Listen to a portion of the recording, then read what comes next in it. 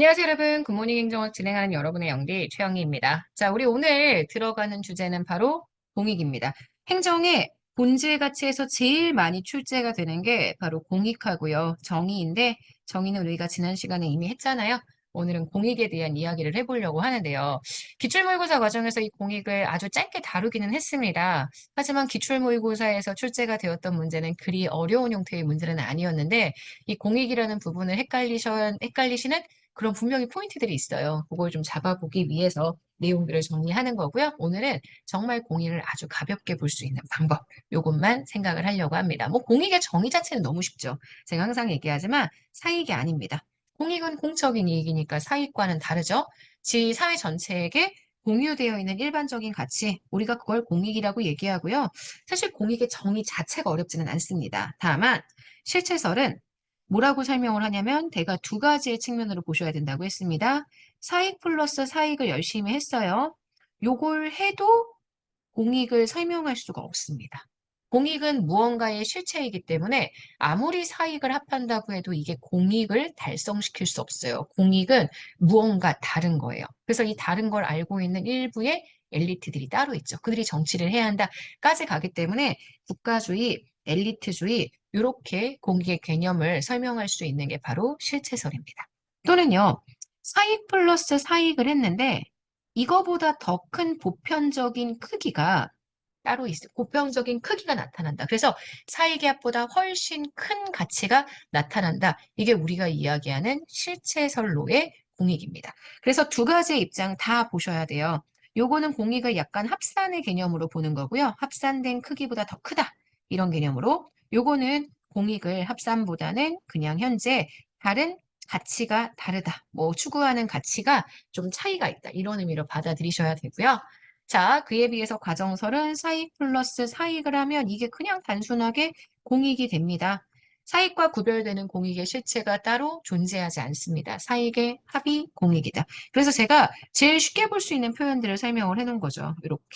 실체설은 사익의 합으로는 공익을 설명할 수 없고 과정설은 사익의 합을 공익이라고 본다는 거. 그래서 과정설은 굉장히 다원적이고 민주적 조정 과정. 일반적으로 선진국에서 나타나게 되는 공익의 개념이 지금 보시는 과정설이고요. 엘리트 주도의 개발도상국에서 나타나게 되는 비민주적인 공익관. 이게 우리가 얘기하는 실체설입니다. 사실 실체설과 과정설은 이렇게 그냥 굿모닝 행정학 하나 보시는 것보다는 기회북에서 설명했었던 공익에 대한 내용들을 쭉 다시 한번 살펴보시는 게 훨씬 더 효과적일 수 있습니다. 자, 그럼 문제 한번 가볼게요.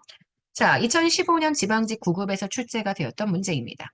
공익을 설명하는 접근 방법 중에 정부와 공무원들의 소극적인 역할, 정부와 공무원들이 뭔가 공익을 판단하는 역할을 하는 게 아니라 사익이 잘 합해지도록 조정해주는 역할, 코디네이터의 역할을 한다. 그러면 소극적인 역할이 되죠. 이건 공익의 과정설에 대한 내용이고요. 사회의 다양한 집단들 간의 상호 이익을 타협하고 조정해서 얻어진 결과가 공익이다. 이게 우리가 얘기하는 과정설입니다. 근데 문제는 얘가 좀 어려워요. 사회 구성원의 개별적 이득을 모두 합했습니다. 근데 요거의 크기가 더 큰 게 있어요. 그래서 공익은 사익의 합보다 더 큰 구성원들이 보편적으로 공유하는 무언가의 크기를 가지고 있는 이득이다. 이게 우리가 공익을 이야기하는 과정설이 아닌 실체설이거든요. 개별 구성원을 모두 합했다. 여기에 포인트 두시면 안 되고요. 여기다 두셔야 됩니다. 전체 이익의 크기를 최대치한 것이 있다. 이게 공익입니다. 그래서 공익은 특정인이나 사본선지, 집단의 특수한 이익이 아니라 사회 구성원들이 보편적으로 공유하는 이득, 이걸 공익이라고 보는 것. 이게 우리가 얘기하는 공익의 실체설입니다. 그래서 2번하고 4번은 같은 맥락으로 정리 좀 해주실 필요가 있고요. 정의나 공동선과 같은 절대적인 가치가 바로 공익이다. 이게 우리가 이야기하는 사익 플러스 사익으로는 설명할 수 없는 공익에 대한 내용입니다. 그래서 지금 보시는 3번, 요거 역시 현재 맞는 선지가 됩니다. 아니, 틀린 선지가 됩니다. 공무원의 소극적 역할에 대한 선지니까 과정설에 해당하는 1번이 정답이고요. 2번, 3번, 4번 모두 공익의 실체설입니다. 자, 2022년 지방직 9급에 출제가 되었던 내용도 볼게요. 자, 실제설에 의하면 공익은 사익을 초월한 겁니다. 맞아요. 사익의 합으로는 절대 설명할 수 없는 별도의 공익이 있죠. 과정설에 의하면 공익은 사익 간의 갈등을 조정하고 타협하는 과정에서 산출되는 겁니다. 맞습니다. 실체설은 다원적 민주주의에 도움을 준다. 민주주의에 입각한 공익은 과정설이고요. 플라슨과 루소 모두 다 공익의 실체설을 주장했습니다. 정답은 그래서 기억, 니은, 리을 3번이 됩니다. 자, 여기까지 보시면 우리 공익에 대한 내용들 간단하게 정리해 봤습니다. 공익, 정의 두 가지의 내용은 같이 연결시켜서 봐주시는 게 좋고요. 모의고사 과정 내에서 좀 까다롭고 어려웠었던 기출 선지들 짱 모아가지고 문제 또 구성했으니까 모의고사 내용도 참고해 주시면 됩니다.